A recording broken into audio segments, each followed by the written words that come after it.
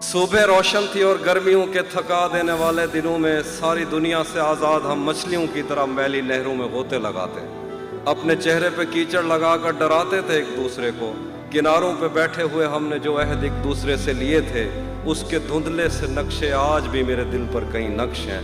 खुदा रोज सूरज को तैयार करके हमारी तरफ भेजता था और हम साया एक कुफ्र में एक दूजे के चेहरे की ताबिंदगी की दुआ मांगते थे। उसका चेहरा कभी मेरी आंखों से ओझल नहीं हो सका। उसका चेहरा अगर मेरी आंखों से हटता तो मैं कायनातों में फैले हुए उन मज़ाहिर की तफहीम नज़मों में करता कि जिन पर बज़िद हैं ये बीमार, जिनको खुद अपनी तमन्नाओं की आत्माओं ने इतना डराया कि इनको हवस के कफस में मोहब्बत की किरणों ने छूने की कोशिश भी की तो ये उससे परे हो गए। इनके बस में नहीं कि ये महसूस करते एक मोहब्बत भरे हाथ का लम्स, जिससे इनकार कर करके इनके बदन खुरदरे हो गए, जिससे इनकार करके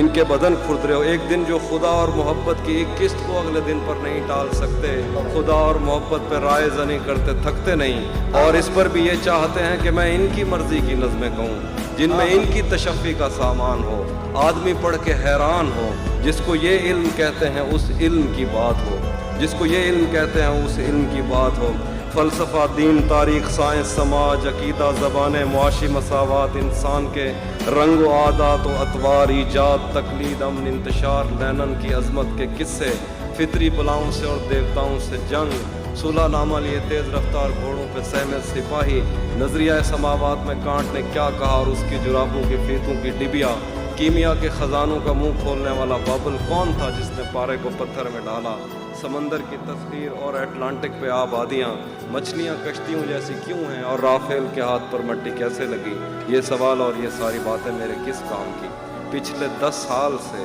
उसकी आवाज़ तक मैं नहीं सुन सका, और ये पूछते हैं कि हैगल के नज़दीक तारीख़ क्या है। क्या कहने।